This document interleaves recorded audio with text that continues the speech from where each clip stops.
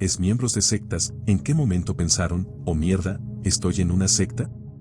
Crecí como testigo de Jehová y finalmente me alejé alrededor de los 14 años. En ese entonces no pensaba que fuera una secta, solo creía que estaban equivocados en su forma de ver las cosas. No tenían respuestas para mis preguntas y sabía por mi mamá que habían predicho el fin del mundo docenas de veces y todas habían fallado. Así que exploré otras religiones, terminando en la de mi mejor amigo, los mormones, o llamados como la Iglesia de Jesucristo de los Santos de los Últimos Días. Al principio, solo parecía un poco raro por el nuevo libro de escrituras y la casi adoración al fundador, Joseph Smith. Las cosas empezaron a acumularse. Las reuniones empresariales estilo corporativo con el quórum de los 70, los himnos de la primaria, para niños, con propaganda intensa, sigue al profeta, él conoce el camino, y hasta la estricta separación de hombres y mujeres durante el culto. Luego conocí a una chica mormona agradable, decidimos casarnos y fui al templo por primera vez. Es difícil describir lo sectario que se siente. Para mí, comenzó con la ceremonia de iniciación, estás casi sin ropa, solo con una especie de ponchó, como una faja ancha abierta por ambos lados, y un hombre te toca la rodilla, el vientre y la cabeza con óleo consagrado. Después, te pones las prendas del templo, un conjunto de ropa interior que prometes usar el resto de tu vida. Encima de eso, llevas túnicas pisadas, un delantal verde y algo que parece un gorro de panadero. Hay una parte en la que te paras y cantas al unísono, oh Señor, escucha las palabras de mi boca. Oh mierda, estoy en una secta. Tras descubrir el subreddit llamado Smormon, finalmente entendí que los testigos de Jehová también eran una secta. Al menos la mitad de las cosas en el templo están tomadas directamente de los masones, incluyendo la vestimenta, los apretones de manos y las contraseñas. Y necesitas conocer estos apretones de manos y señales para entrar al cielo. Obvio. Tuve un accidente cuando tenía 12 años que me lesionó la espalda. Sentarme me dolía. Logré convencer a mi madre de que me dejara caminar durante los servicios de varias horas en la biblioteca / cuarto de conferencias en el piso de abajo, donde había un altavoz que transmitía todo lo que pasaba en el púlpito. En esa biblioteca estaban todas las publicaciones originales de la secta de más de 80 años atrás.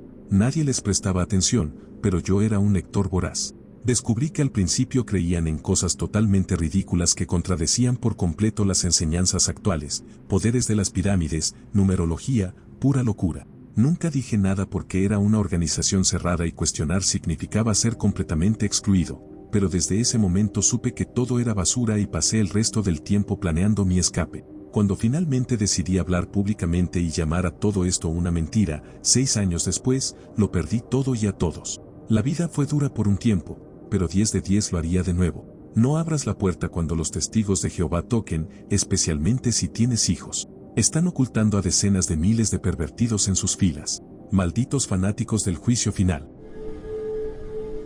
Lo mío no encaja con la definición típica de una secta, pero me di cuenta de que los testigos de Jehová eran bastante delirantes cuando tenía unos 12 o 13 años. Me tomó unos años más escapar, porque mi padre era anciano en la congregación y no tenía problema en usar la fuerza física para obligarme a ir a las reuniones y a predicar de puerta en puerta. Suena como un escenario falso y exagerado, pero tuve que ser lo suficientemente fuerte como para pelear con él. A los 17 años, mientras aún estaba en el último año de secundaria, me pidieron que me fuera de la casa. Así que lo hice. Tenía un trabajo y un amigo mayor con quien vivir. Fue en ese momento cuando me di cuenta de que era una secta. Que un padre pudiera darle la espalda a su propio hijo solo porque no creía en lo mismo. Que pudiera maltratarlo porque estaba siendo acosado en la escuela y ya no soportaba ir a tocar puertas en su propio vecindario, donde se encontraba con sus compañeros de clase en sus casas o andando en bicicleta en una soleada mañana de sábado, mientras yo caminaba con mi padre, con un traje y corbata, llevando un maletín lleno de divagaciones fanáticas sobre vivir para siempre.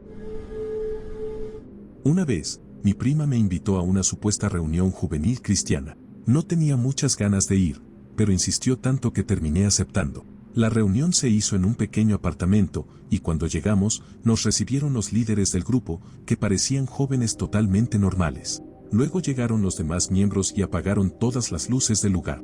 Me pareció extraño, pero no le di mucha importancia.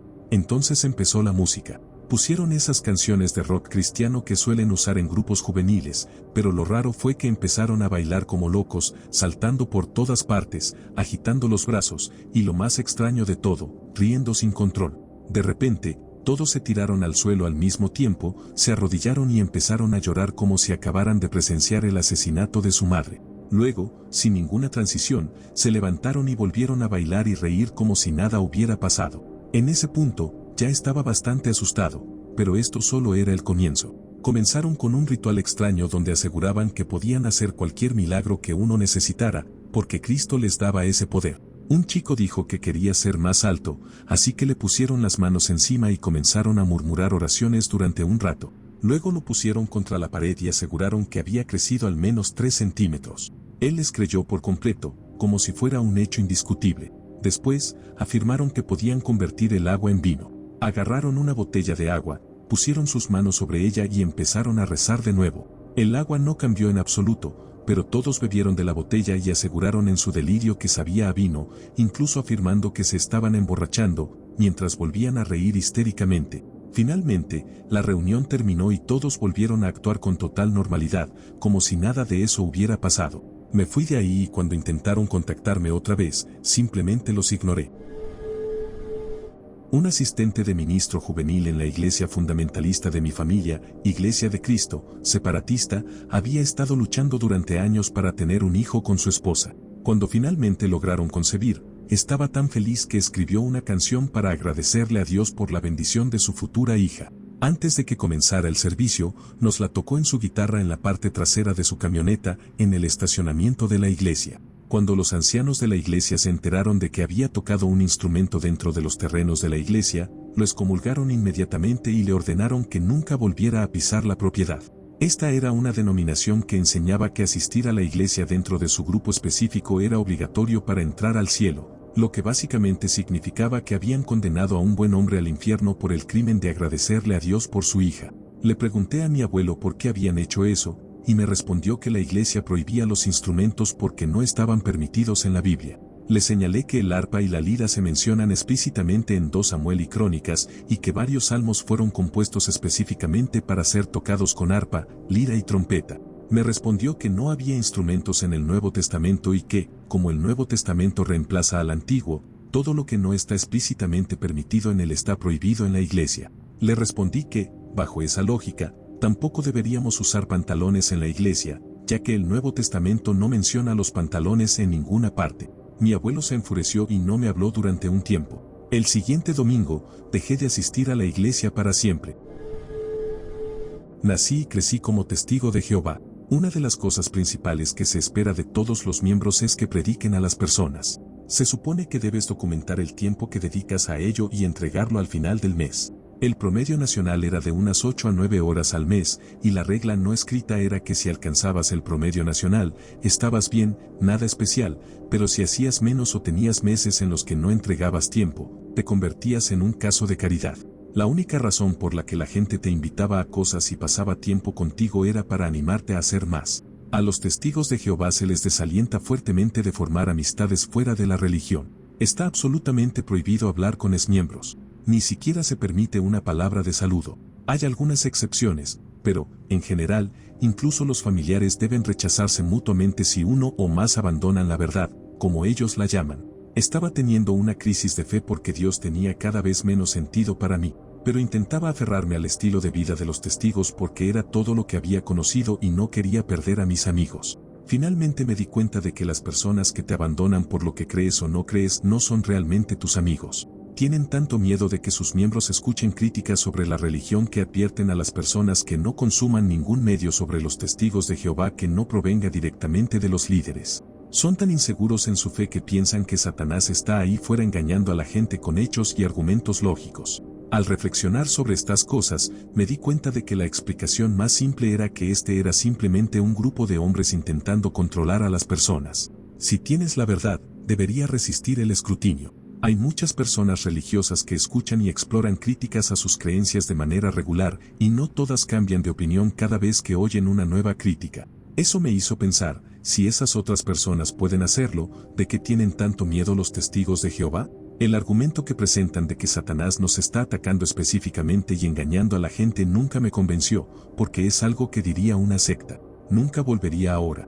Tengo muchas amistades y relaciones que no están determinadas por cuántos libros y revistas distribuyo ni por cuántas horas reporto hacerlo. Soy testigo de Jehová. Nunca me importó mucho la religión, pero me di cuenta de que estaba en una secta de primera categoría cuando descubrí que la organización de la Watchtower estaba encubriendo cientos de casos de abuso. Además, el sistema de expulsión es bastante sectario. El problema con los testigos es que les enseñan a no creer nada negativo que se publique sobre ellos en las noticias, y que todo lo que la organización dice es lo único que necesitan saber. Pero había visto la demanda de Montana en varios periódicos y sabía que esto era real. Hablé con el cuerpo de ancianos local sobre ello. ¿Por qué no denunciaron el abuso? ¿Por qué no nos dijeron que tuvieron que pagar un acuerdo multimillonario, cuando si nos cuentan cada noticia menor que los deja bien parados? Me dijeron que no se veía bien y que traería reproche al nombre de Dios, y me amenazaron con medidas disciplinarias si hablaba con alguien más sobre esto. La verdad real, ellos reconocen que sucedió, porque podría hacer tropezar a otros, o sea, darle a los adultos con sentido común la capacidad de tomar decisiones informadas basadas en información real. Se lo conté a mi madre y quedó en shock, por aproximadamente una semana. Luego lo racionalizó todo y se enojó conmigo porque no tenía intención de seguir siendo testigo. Estaba molesta porque obtuve mis respuestas, pero estoy tomando la decisión equivocada. Al día siguiente fue a la reunión y comentó sobre cómo todos necesitamos mantenernos unidos como un solo cuerpo para llegar al paraíso. Le dije a mi madre que no hay manera de que críe a mi futura familia en un lugar donde el secretismo tiene más peso que la seguridad, donde pueden ocultarte información mientras demonizan a la prensa externa. Si encubren esto, estoy seguro de que hay muchas otras cosas que también ocultan. Si le cuento a otras personas cosas que realmente sucedieron, me convierto en apóstata y soy desterrado de mis amigos y mi familia de manera permanente. Básicamente, intentan controlar a quienes son lo suficientemente inteligentes como para ver más allá de su manipulación de la información.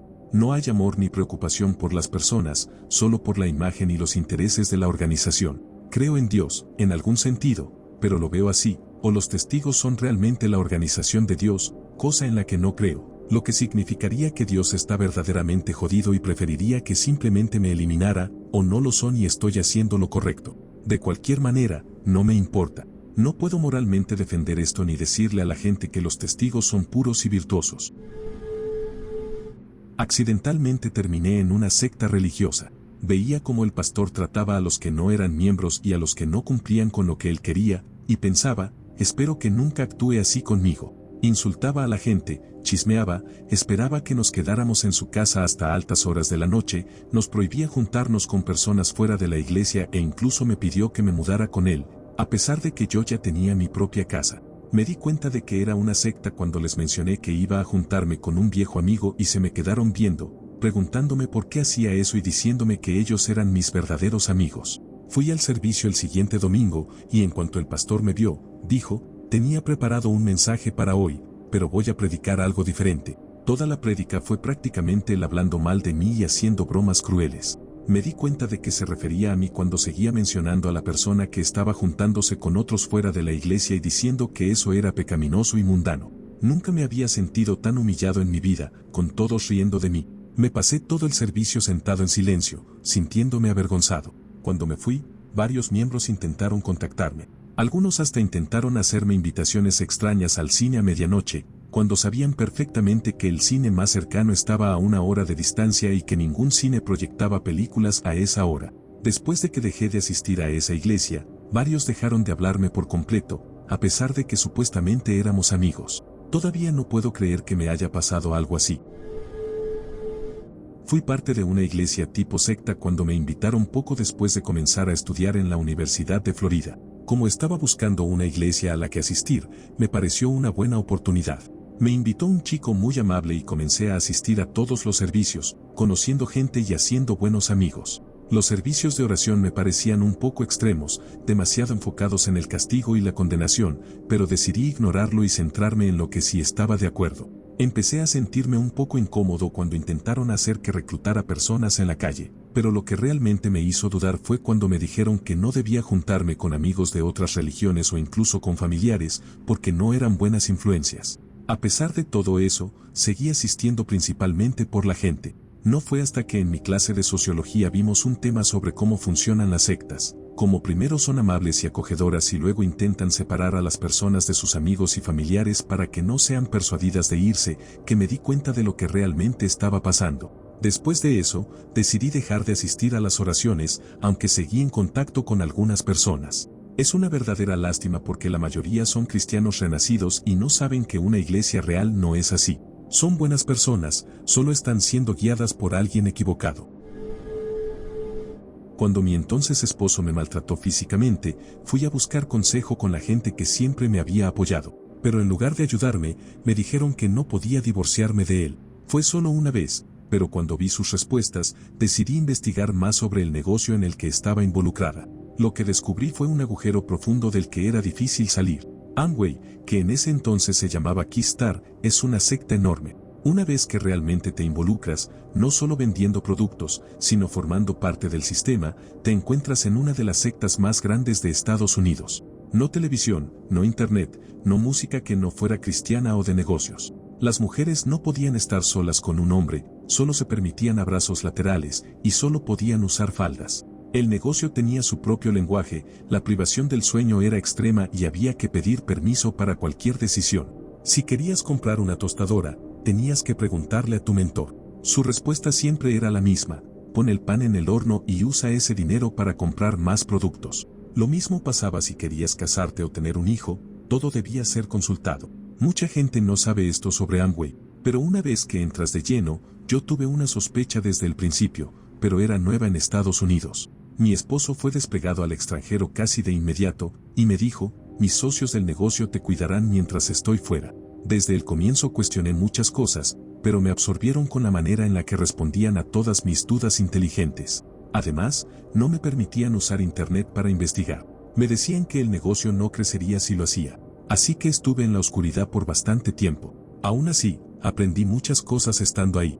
Fijar metas, concentrarme en una sola cosa, evitar distracciones. También, los pocos libros que se me permitía leer me enseñaron bastante. Y, aunque nunca me sentí cómoda con otras mujeres, en el negocio solo podía convivir con otras mujeres, así que aprendí a hacerlo, lo que más tarde amplió mi círculo social. Fue cuando vi que muchas de las reglas de Amway coincidían con el modelo de sectas que encontré investigando. Olvidé el nombre, cuando salí huyendo de ahí. Fue difícil. Tuve que dejar a mi esposo y el sistema del negocio, en un país nuevo para mí, pero lo logré. Esta fue mi experiencia pasando mi tiempo en Primerica. Todo giraba en torno a la empresa. Había eventos semanales donde pasábamos largos momentos aplaudiendo y escuchando música fuerte, lo que evitaba que la gente tuviera tiempo para pensar o conversar. Los eventos más grandes no eran diferentes: gritos, aplausos, música, hacer la ola, todo diseñado para mantenernos ocupados, evitando cualquier momento de reflexión. Si alguien tenía dudas, no había espacio para expresarlas. Desde el principio nos decían que no debíamos perder tiempo con personas que no fueran parte de la empresa, incluso si eso significaba alejarnos de nuestra familia o amigos de toda la vida. La lealtad total a Primerica era lo único que importaba. Tanto así, que había planes para mudarnos todos a la misma comunidad, a la que llamaban Primerica Estates. Un día, mis padres organizaron una fiesta de Halloween, pero la oficina de Primerica tenía su propio evento la misma noche. Me regañaron por elegir a mi familia en lugar de la empresa. No era la primera vez que algo así pasaba. Los viajes a eventos fuera del estado eran obligatorios, y se nos desalentaba a viajar solos. Querían que fuéramos en grupo, en autobús o camioneta, para evitar cualquier posible influencia externa. La idea de que alguien pudiera ser feliz haciendo algo fuera de Primerica era ridícula para ellos. Para la empresa, cirujanos, abogados, oficiales militares y científicos estarían mejor renunciando a sus carreras y dedicándose 100% a vender pólizas. Si tenías algún hobby que no estuviera relacionado con el negocio, debías dejarlo. Si leías un libro, debía ser uno para mejorar tu negocio. Si algo te distraía, como la televisión, debías venderla.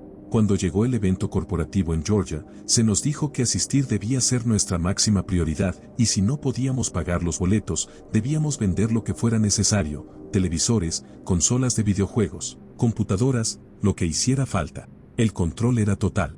Hacer algo que no estuviera relacionado con Primerica requería dar explicaciones. Un tipo fue humillado frente a toda la oficina por asistir al cumpleaños número 80 de su abuela. Cuando viajé fuera del estado con mi entonces esposa para celebrar nuestro aniversario, tuve que justificarme ante mis superiores sobre mi verdadera dedicación a la empresa, aunque solo estuve fuera un fin de semana. Incluso me cuestionaron por quedarme en casa un domingo para cambiar los frenos de mi auto. Me preguntaron: ¿cómo va a mejorar eso tu negocio? Mi respuesta fue simple: tengo que manejar hasta las casas de los clientes para vender pólizas. No debería tener que explicar cómo el mantenimiento del auto está relacionado con el negocio, pero lo peor era lo que hacían con los niños. Los empleados más dedicados llevaban a sus hijos a la oficina por las noches y los fines de semana. Vi niños el día después de Navidad sentados en la sala de descanso con algunos de sus nuevos juguetes, aburridos y sin poder disfrutarlos. Pero lo que más me marcó fue lo que vi con un niño de 10 años. Había sido invitado a una fiesta de cumpleaños de laser tag,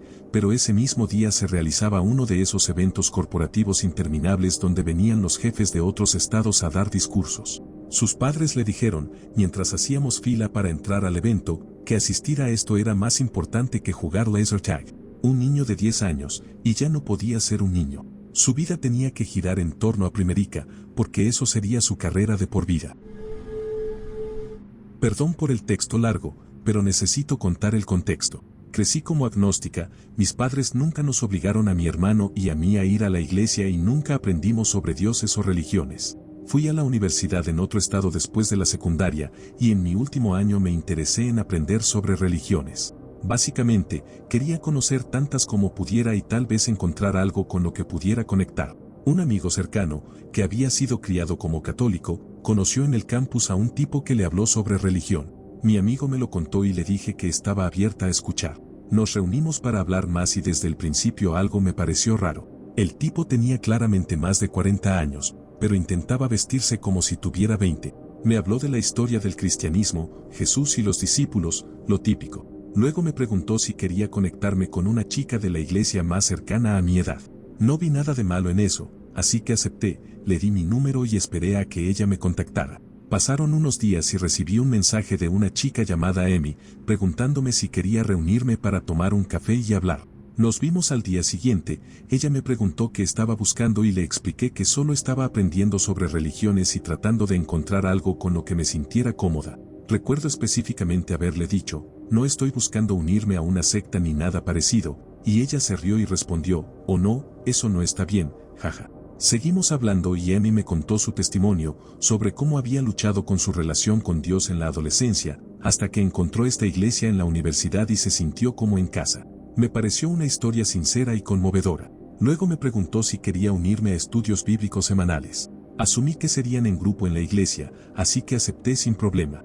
Resultó que los estudios eran solo entre ella y yo, en cualquier rincón del campus donde encontráramos espacio. Traía consigo paquetes de estudio, parecían exámenes. Cada paquete tenía espacios para llenar los versículos que faltaban, lugares para escribir interpretaciones de los textos bíblicos y fragmentos de lectura con demandas muy específicas sobre lo que debíamos creer y cómo debíamos comportarnos. Me pareció extraño, pero seguía en la mentalidad de que solo estaba aprendiendo. A medida que avanzaban los estudios bíblicos, Emi comenzó a hacer preguntas cada vez más personales. En ese momento tenía novio, y ella me preguntó sobre nuestra vida íntima. Luego me animó a terminar con él, ya que no era parte de la iglesia y estábamos pecando. También me contó que tanto ella como su novio, quien estaba en la iglesia, recibieron mensajes de Dios de que debían estar juntos. Luego fueron con el pastor y él les permitió salir. Eso ya fue una gran señal de advertencia. Me invitó a una reunión de oración y pensé, tal vez solo ella es rarita, pero el resto de la gente está bien, así que iré. Me ofreció llevarme y, al llegar, descubrí que el servicio era en el salón de eventos de un hotel. Ni siquiera tenían un edificio propio. Otra mala señal. Varias personas pasaron al frente para hablar antes de que empezara el sermón, y le comenté a Emi que me parecía increíble que memorizaran tantos versículos. Me dijo, oh no, ellos no los memorizan. Son profetas, Dios está hablando a través de ellos en este momento. Definitivamente pensé que eso era una completa tontería, pero lo dejé pasar. Algunas personas son raras, ¿no? Otra mala señal. Seguí asistiendo a los estudios bíblicos, pero dejé de ir a los servicios de oración. Un día, me invitó a una reunión para nuevos miembros de la iglesia. Ese fin de semana fuimos a una casa. Pregunté quién vivía allí y ella me respondió, nadie, la casa es del pastor y la usamos para eventos de la iglesia. Estábamos socializando y, de repente, apagaron todas las luces. Un tipo sacó una guitarra y empezó a tocar, y todos comenzaron a cantar y a murmurar cosas. De pronto, alguien me agarró de los hombros y me empujó hacia una fila de otras personas. Le pregunté a la persona que estaba junto a mí qué estaban diciendo, y me respondió que estaban hablando en lenguas. En ese momento supe que estaba en una secta de locos. El pastor, su esposa y otros miembros empezaron a poner las manos en nuestros hombros y cabezas, y el pastor nos daba mensajes personales de Dios mientras el resto seguía cantando y murmurando. Me fui antes de que terminara todo porque tenía que trabajar. Bloqueé el número de EMI y nunca volví. Lo curioso es que, unos días después, busqué el nombre de la iglesia en Google y encontré un grupo de apoyo para personas que habían salido de ahí. No estoy seguro si esto cuenta como una secta, pero mi padre dejó de asistir a la iglesia del Museo de la Creación después de que se acercó al pastor para preguntarle por qué él y mi hermano no podían recibir la comunión. El pastor le respondió que entendía su preocupación, pero que sentían que, como no sabían qué tan buen cristiano era, él y su hijo no deberían participar en la comunión, ya que podrían contaminar a los inocentes con sus pecados. También exigían un diezmo enorme y afirmaban que cualquier otra iglesia fuera de la suya no necesariamente era cristiana de verdad, por lo que asistir a otras iglesias estaba mal. Insistían en que todos los asistentes debían visitar el Museo de la Creación y que cuestionar cualquier cosa dentro del museo era un pecado. Además, le dijeron a mi padre y a mi hermano que los niños no bautizados no deberían estar cerca de los niños bautizados, aparentemente por la misma razón de contaminación. La última vez que hablamos sobre esto, mi padre me dijo que juraba que eso era una secta en proceso y que no había vuelto desde entonces. También tengo un primo que estuvo involucrado en la iglesia Mars Hill en Seattle. Estuvo en una relación con una chica por más de 2 años, con planes de casarse. En algún momento decidieron acostarse juntos, lo cual es gravemente condenado en Mars Hill. Después del hecho, la chica fue con el pastor y le confesó que habían tenido relaciones fuera del matrimonio. Lo que siguió fue una humillación pública. El pastor obligó a mi primo a pararse frente a toda la congregación, lo avergonzó y le dijo que se iría al infierno. A la chica se le prohibió volver a estar en la misma habitación que mi primo y, desde entonces, se ha negado a hablar con él. Cuando mi primo intentó defenderse, la iglesia comenzó a acosarlo tanto en público como en privado. Incluso lo hostigaban en cafeterías y supermercados. Años después, Marcel le hizo una disculpa pública, pero para entonces mi primo ya había dejado el país. Ahora vive en Australia, es un fuerte ateo y está saliendo con una chica que nadie en nuestra familia soporta. En ese momento, él vivía con mis tíos en Seattle, quienes son figuras prominentes en la ciudad. Mi tía es budista, pero mi tío ocasionalmente asistía a Mars Hill. Intentaron que el pastor se disculpara de verdad, pero él se negó, diciendo que ya no importaba porque mi primo había tomado su decisión. Un par de años después, el pastor y su esposa hicieron un sleep-in, que consistía en pasar todo un día en la cama en el techo de la iglesia para mostrar cómo debería verse una pareja realmente amorosa. Mis tíos estaban furiosos. Juro que Mars Hill es una secta y que ese pastor es la peor persona de Seattle. Estoy seguro de que Dios lo desaprueba completamente. Una amiga mía estuvo en una secta. Endosaba cada cheque de pago a la iglesia, y a cambio, le cubrían los gastos básicos del apartamento que compartía con 3 miembros más de la secta. No tenía permitido ahorrar dinero en un fondo de jubilación ni en ninguna cuenta personal. Cada centavo que ganaba iba directamente al líder de la iglesia. Además, dirigía el programa de música de la iglesia. Un día, se fracturó un diente y su seguro solo cubría parte del costo de una corona nueva. Después del trabajo, fue a la casa del pastor para pedirle el dinero necesario para completar el pago. Su respuesta fue que el mecánico de la iglesia podía extraerle el diente y luego tapar la herida con gasa. Durante la reunión, su mirada se fijó en el Rolex del pastor, un reloj que nunca antes había visto. Miró a su alrededor y se dio cuenta de que, aunque en la superficie su vida parecía la misma, en realidad no vivía bajo el mismo nivel de austeridad que el líder. Cuanto más tiempo pasaba allí sentada, más claro se le hacía que había cometido un gran error. Trabajaba para un miembro de la iglesia, por lo que cuando dejó la secta, también fue despedida. A los 45 años, se encontró sin nada. Incluso el auto que manejaba pertenecía a la iglesia, así que tuvo que literalmente alejarse de todo y de todos. Fue a una estación de policía a pedir ayuda y la enviaron a un refugio para personas sin hogar. Un año después, el pastor fue acusado de fraude. Había asegurado que estaba ahorrando el dinero de los miembros para su jubilación, pero en realidad había enviado la mayor parte al extranjero. Terminó en prisión, pero el dinero nunca fue recuperado. Todos los demás miembros de la iglesia quedaron en la misma situación que mi amiga. Ella acogió a algunos de ellos para ayudarlos a transicionar a una vida normal, pero la mayoría no aceptaba que habían estado en una secta. Finalmente, se mudaron al mismo vecindario y recibieron al pastor con los brazos abiertos cuando salió de prisión. Honestamente, creo que la siguiente iglesia a la que se unió mi amiga también era una secta. Controlaban cómo debía vestirse y con quién podía socializar, aunque al menos le dejaban quedarse con su sueldo. Finalmente, los dejó un par de años después. Ahora dirige su propia iglesia y, sinceramente, parece que está construyéndola como una secta a su alrededor. Es muy extraño. No fue un solo momento. Cuando estás inmerso en algo durante tanto tiempo, el grupo se convierte en tu marco de referencia para lo normal y el resto del mundo parece extraño. Ves los problemas del mundo y los atribuyes a que los demás se niegan a vivir como tú, porque tiene sentido para ti que no enfocarse únicamente en los bienes materiales eliminaría la raíz de la codicia y, con ello, muchos problemas. Dicho esto, algunos momentos individuales se van acumulando. Pasé una tarde con uno de mis mejores amigos de toda la vida por primera vez en años, alguien que conocía desde la primaria, 8 a 10 años, yo tenía unos 22 en ese momento, pero con quien no había podido reunirme en persona durante mucho tiempo. Cenamos, fuimos al cine y simplemente nos pusimos al día. Recuerdo irme con dos pensamientos: uno, no me había reído tanto, ni me había sentido tan relajado y feliz en años. 2, probablemente tendré que enterrarlos cuando llegue el Armagedón. El segundo pensamiento me golpeó cuando ya estaba de camino a casa. Tuve que detenerme a un lado de la carretera hasta que terminé de tener arcadas secas. Hasta ese momento, sabía que ellos no estaban realmente interesados en la religión, así que no insistí en el tema. Después de eso, decidí no hablarles más al respecto. Pensé que si no lo hacía, tendrían más posibilidades de morir en la ignorancia y así estar en la fila para entrar al paraíso. Yo habría sido culpable de sangre por haber retenido la verdad, lo que probablemente significaba que no sería resucitado, pero simplemente decidí hacer lo mejor que pudiera y dejar todo en manos de Jehová. Esperaba un intercambio directo. La mayoría de los marcos de referencia son inconsistentes, y creo que cuando empiezas a notar cada vez más de esas inconsistencias, estás más dispuesto a dar un paso adelante y poner ese marco de referencia bajo el microscopio.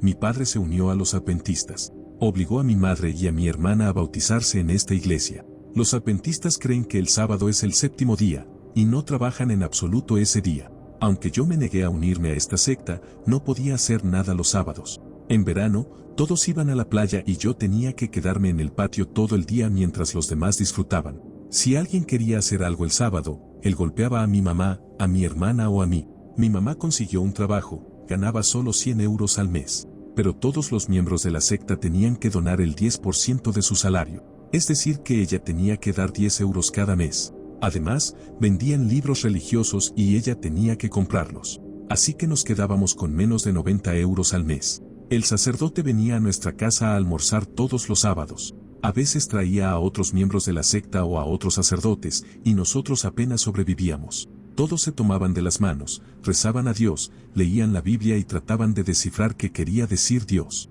También querían que fuera al hospital para hacerme la circuncisión. Por supuesto, nunca lo hice. Mis partes íntimas están bien. También querían controlar nuestras vidas. Nos mostraban videos en cintas VHS de que todos los músicos de rock eran satanistas. Entonces yo ponía álbumes de Nirvana, Metallica y otros músicos en la mesa cuando sabía que vendrían a mi casa. También le dijeron a mi hermana que no debería tener amigos que no fueran adventistas. Siempre fingí ser ateo solo para irritarlos, aunque sí creo en Dios.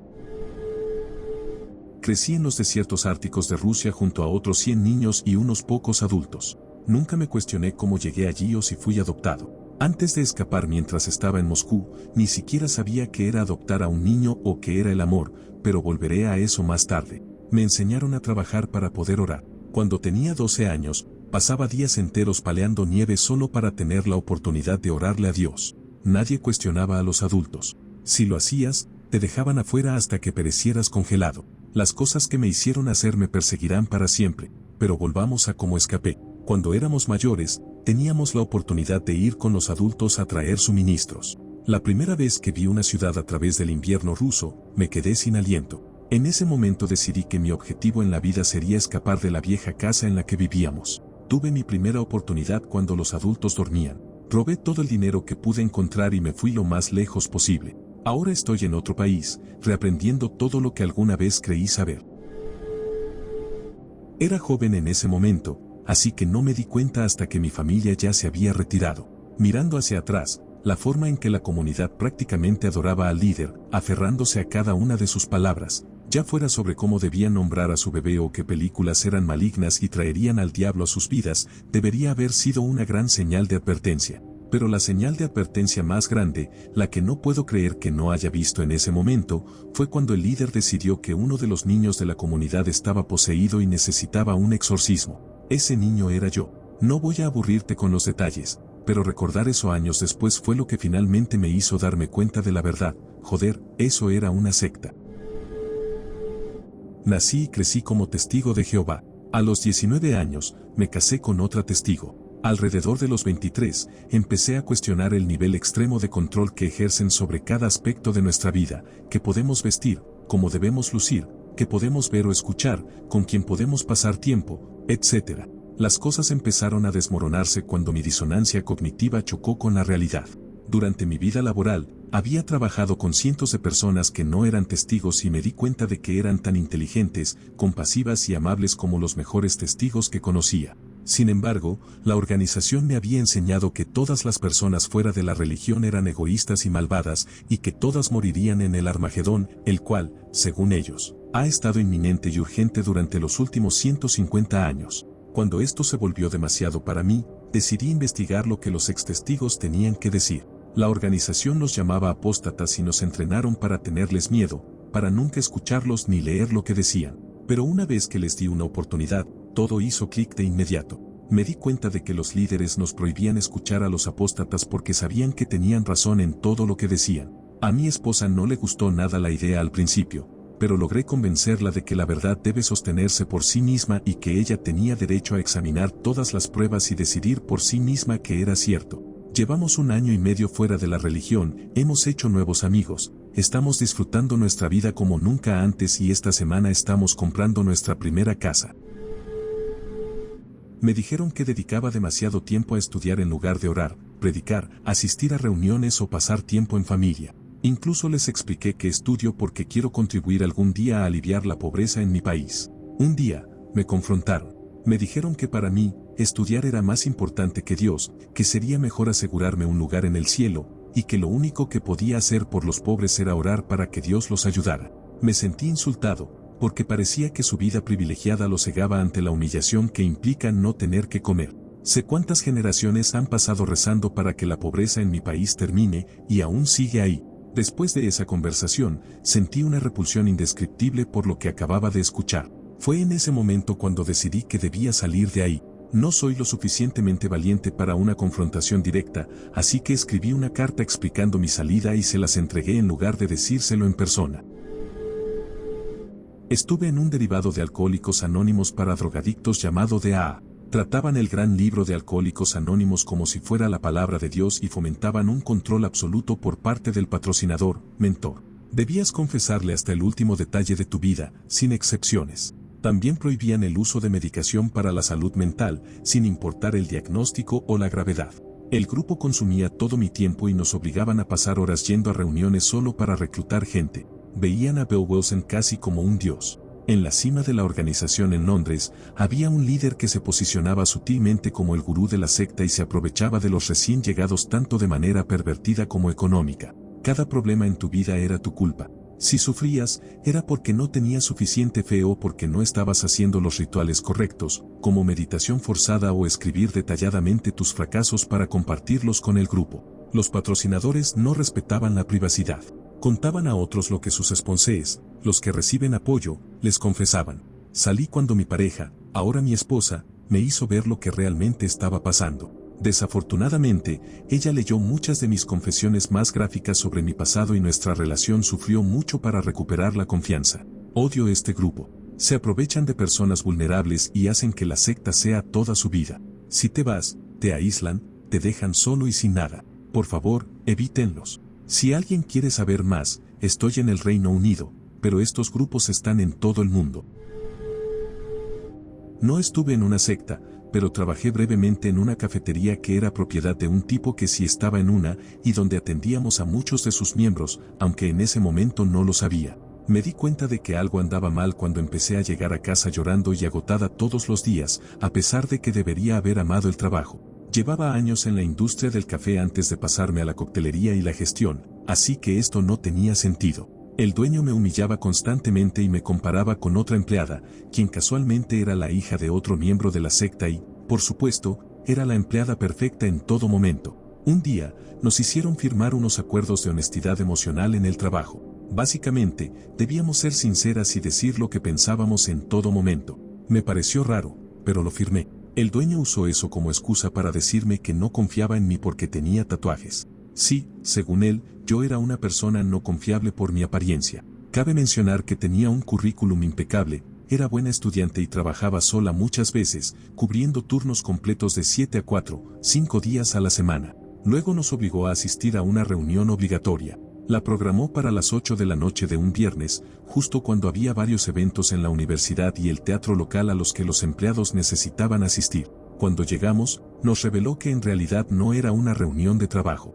Había escrito un cuento sobre la cafetería y quería leérnoslo. El cuento trataba sobre un hombre metrosexual y refinado. El dueño era alemán y vestía como un estereotipo europeo visto desde el punto de vista de un estadounidense en una película llamado Jack Sparks, quien visitaba la cafetería y tenía una experiencia maravillosa con el servicio al cliente. Tuve que mirar el suelo todo el tiempo para no soltar una carcajada. El día de Acción de Gracias, presenté mi renuncia, lo dejé solo con el caos del Black Friday y me fui a California.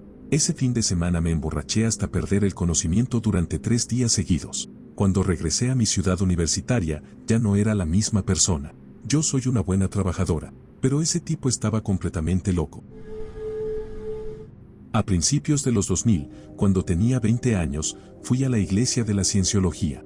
Mi padre era pastor evangélico y yo estaba totalmente desencantado con el cristianismo, lo sigo estando, incluso más ahora. Había escuchado que la Cienciología era algo loco, pero en ese momento no se sabía tanto como ahora sobre sus creencias reales. Cuando fui por primera vez, me gustó la idea de que la presentaran como tecnología y no como religión. Te introducen poco a poco, y no comienzas con la auditoría de inmediato, a menos que tengas mucho dinero. También terminé trabajando allí para pagar mis clases, ya que era un estudiante universitario sin dinero. En realidad, me caía bien la gente y me la pasaba bien en general. Después de un par de meses asistiendo varios días a la semana, tomando clases y trabajando, pasé las clases introductorias. Fue entonces cuando la idea del culto empezó a mostrarse. Recuerdo discutir con ellos sobre cómo debía seguir al pie de la letra lo que decía Hubbard, el fundador. Soy alguien que piensa por sí mismo, así que eso no me cayó bien. Cada vez que lo cuestionaba, la única respuesta que me daban era, bueno, así es como funciona su tecnología. Una semana después de esas discusiones, hubo un gran evento. No recuerdo bien para qué era, pero al final intentaron reclutar gente para un crucero de cienciología. Si no podías pagarlo, la única opción era unirte a la Sea Org, también organización de ellos, y trabajar para costearlo. Como era carísimo, más aún porque también pagabas las clases a bordo, nadie quería inscribirse. Pero ellos tenían una cuota que cumplir y no nos dejaban salir hasta que la alcanzaran. Así que presionaban a la gente, uno por uno, hasta que alguien cedía y se inscribía. Luego iban tras la siguiente persona. Llegaron las 10 de la noche y yo tenía que estar en mi verdadero trabajo a las 7 de la mañana, así que pedí salir. Me dijeron que no, que debía esperar hasta que terminaran de inscribir gente. Cada vez se hacía más tarde y seguían diciéndome que no podía irme. Finalmente, después de otros 45 minutos, intenté salir por mi cuenta. Me bloquearon físicamente la salida. Y durante todo ese tiempo, me habían estado insistiendo en que abandonara la universidad para dedicarme completamente a la cienciología. El programa en el que estaba tenía una lista de espera de 2 años, así que si salía, me tomaría muchísimo tiempo volver a entrar. Para cuando finalmente nos dejaron ir, odiaba a cada persona en ese lugar. La gente con la que me estaba empezando a llevar bien eran los mismos que me pedían que dejara mis estudios. Nunca regresé. Empezaron a llamarme sin parar, rogándome que fuera a hablar con ellos. Finalmente, hablé con quien había sido mi persona favorita ahí y le expliqué lo molesto que estaba porque intentaron hacerme abandonar la universidad. En lugar de escucharme, dobló la apuesta e insistió en que volviera a la iglesia. Para ese punto, ya sabía que si volvía probablemente no me dejarían salir, así que nunca regresé y les dije que no me contactaran más. A lo largo de los años, seguí recibiendo correos y llamadas de ellos. De alguna manera encontraban mi número y volvían a insistir. Hasta que hace unos años, perdí los estribos por completo. Grité como loco por teléfono. No recuerdo exactamente lo que dije, pero desde ese día nunca volvieron a llamarme ni a enviarme nada por correo. Creo que mi amiga finalmente se dio cuenta cuando le grité por teléfono, llorando, y le colgué. Sé que ninguno de ustedes me conoce, pero eso no es en absoluto mi comportamiento habitual. Su novio de ese entonces, que era testigo de Jehová, la estaba llevando al Salón del Reino, ese lugar de reunión de los testigos de Jehová, le daba su número a los pastores y sus esposas, e intentaba adoctrinarla después de un tiempo de relación. Le insistía en que no podían estar juntos a menos que ella también se convirtiera. Ella seguía el juego con cautela, pero no sé exactamente qué fue lo que me hizo explotar. Solo sé que, en un punto, perdí el control por completo. La considero familia, haría cualquier cosa por ella, incluso tomar una bala o darle un riñón si lo necesitara. En ese momento, estaba en el auto con mi madre y la asusté muchísimo con mi reacción. Afortunadamente, rompieron poco después. Crecí en la secta de los bautistas fundamentales independientes. Siempre hubo señales de advertencia, pero fui adoctrinada desde que nací, así que era fácil ignorarlas. Entre mi primer y segundo año en la universidad patrocinada por la secta, el pastor más famoso y líder del culto fue atrapado siendo un depredador de niños y ahora está en prisión. Cuando regresé para mi segundo año, se les pidió a personas de todo el país que escribieran cartas al juez pidiendo clemencia para Schwab porque era un buen hombre. Ese mismo año, me atraparon con el brazo de mi novio sobre mis hombros y casi me expulsan. Esa fue la gota que colmó el vaso. Ver a las mismas personas que rogaban misericordia para un pervertido de niños querer destruirme por un abrazo lateral hizo que todas las piezas se encajaran. Mi abuela estuvo involucrada en una secta parecida a la de Cienciología hace muchos años. Vivía en California, y esta iglesia promovía la idea de que el éxito en Hollywood era la voluntad de Dios. Si donabas tiempo y dinero, la iglesia usaría su red de miembros religiosos para conseguirte más trabajo. Todo lo que pedían a cambio era un porcentaje de las ganancias que hicieras después de alcanzar el éxito. Mi abuela se entusiasmó con la idea, ya que su madre había trabajado en el cine, pero ella no había logrado el mismo nivel de éxito. Empezó a asistir con frecuencia y se rodeó de otros aspirantes de Hollywood. En la iglesia, descubrieron quién era su madre y le pidieron que la trajera. Mi bisabuela no se tomó bien la idea y fue muy escéptica. No trabajaba en películas convencionales, sino en documentales de naturaleza, donde su familia se aventuraba en la vida salvaje. Era una mujer dura y resistente. Intentaron convencerla de que participara en su iglesia, argumentando que eso ayudaría a su hija a ganar más reconocimiento en Hollywood. Mi bisabuela se dio cuenta de que ellos sacarían provecho de su trabajo y que lo único que ella recibiría a cambio sería un camino al cielo. No le gustó nada la idea. Sabía que ese mundo era tóxico, así que se negó y decidió irse. En ese momento, 2 miembros de la iglesia les bloquearon la salida y les dijeron que las mujeres debían escuchar al pastor antes de marcharse. Mi bisabuela, que no tenía paciencia para estas cosas, volvió a pedir que las dejaran salir. Cuando intentaron empujarlas de vuelta a la sala, sacó una pistola cargada y dijo que o salían caminando, o nadie salía de ahí. No esperaban que una mujer de apenas 1,5 metros, pesando menos de 50 kilos, se plantara de esa manera. Les dejaron pasar sin decir una palabra. Después de eso, mi abuela perdió todo interés en volver a involucrarse con ellos.